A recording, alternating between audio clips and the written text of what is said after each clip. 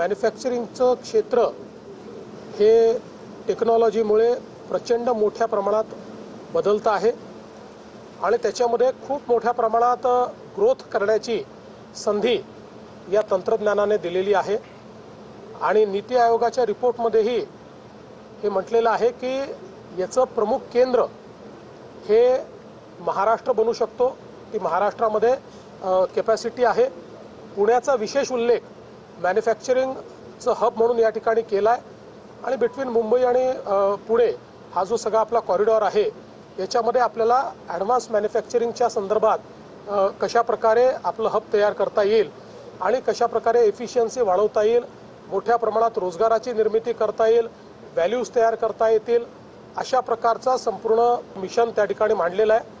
आम्ही देखील त्यांना सांगितलं की हे जे काही नॅशनल मिशन आता तयार झालेलं आहे याला अनुरूप एक स्टेट मिशन आम्ही तयार करू, ज्याच्यामध्ये अर्थातच पुणे हे आमचं एक महत्त्वाचं सेंटर असेल की ज्या ठिकाणी आम्ही ॲडव्हान्स मॅन्युफॅक्चरिंगचा जो काही विचार आहे तो या ठिकाणी करू।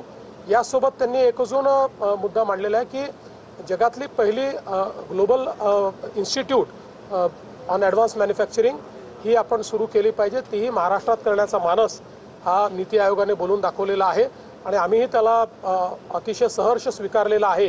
त्यामुळे पुढच्या काळामध्ये आपल्याकडे मोठ्या प्रमाणात या ज्या फ्रंटियर टेक्नॉलॉजीज आहेत त्या फ्रंटियर टेक्नॉलॉजीजचा वापर करून आपलं मॅन्युफॅक्चरिंग रिव्होल्युशनाइज करायचं, आपल्या मॅन्युफॅक्चरिंगमध्ये एक मोठी क्रांती आणायची आणि त्यातनं विशेषतः MSMEचं जे आपलं एक संपूर्ण क्लस्टर आहे त्याच्यातली एफिशियन्सी वाढवून मोठ्या प्रमाणात रोजगाराची निर्मिती आणि त्यातनं ग्लोबल सप्लाय चेनचा भाग होणं अशा सर्व गोष्टी करण्याच्या संदर्भात आज हा रिपोर्ट या ठिकाणी आम्ही प्रकाशित केला आहे।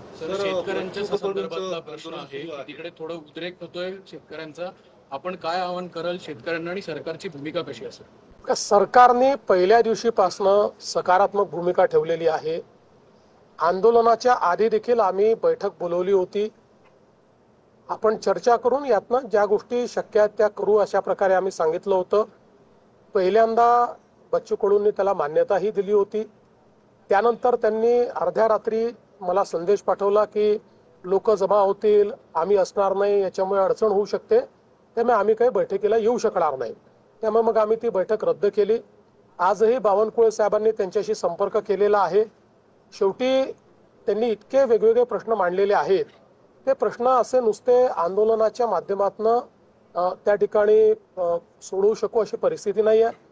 त्याच्यावर चर्चा करून त्याचा रोडमॅप तयार करावा लागेल, त्यामुळे त्यांना चर्चेचं निमंत्रण देखील आम्ही दिलेलं आहे।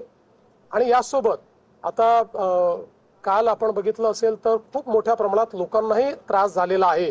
रस्ते अडवल्यामुळे पेशंट्सचं खूप मोठी ओरड आपल्याला पाहायला मिळाली। अनेक लोकांनी सोशल मीडियात पोस्ट केलेलं आहे की कशा प्रकारे त्यांच्या पेशंट्सला वगैरे त्या ठिकाणी त्रास झालेला आहे।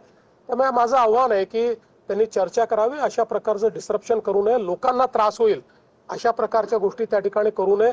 मग अनेक वेळा अशा आंदोलनांमध्ये काही हौसे नवसे गवसे असेही शिरतात, म्हणजे तिथे जेन्युइन लोक देखील आहेत, मी काही तसं म्हणत नाही, पण हा पण धोका असतो की अनेक लोक शिरून, अनेक प्रवृत्ती शिरून त्या ठिकाणी काही ना काही हिंसक वळण त्याला कसं लाभेल असाही प्रयत्न करत असतात। त्यामुळे त्यापासूनही सावध राहण्याची आवश्यकता आहे आणि कुठल्याही परिस्थितीत हे रेल रोको आणि बाकी गोष्टी या मात्र करणं योग्य नाही, त्या करू दिल्या जाणारही नाहीत। त्यामुळे आमचं स्पष्ट आव्हान आहे, शेतकऱ्यांच्या प्रश्नावर आम्ही सकारात्मक आहोत। या सरकारने 32,000 कोटी रुपयाचं पॅकेज दिलंय, पैसे आज शेतकऱ्यांच्या खात्यामध्ये आम्ही देतो। त्यामुळे सगळ्या प्रकारच्या चर्चेची सरकारची तयारी आहे, चर्चा करावी आणि त्यातनं मार्ग काढावा।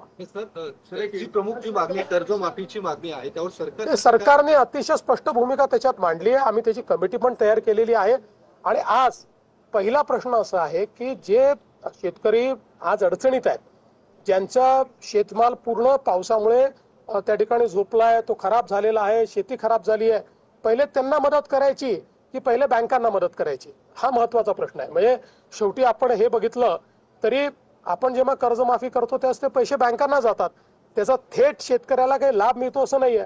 त्यामुळे आज पहिल्यांदा शेतकऱ्याच्या खात्यावर पैसे दिले पाहिजेत, नंतर आम्ही कधीच कर्जमाफी करणार नाही अशी भूमिका घेतलीच नाहीये।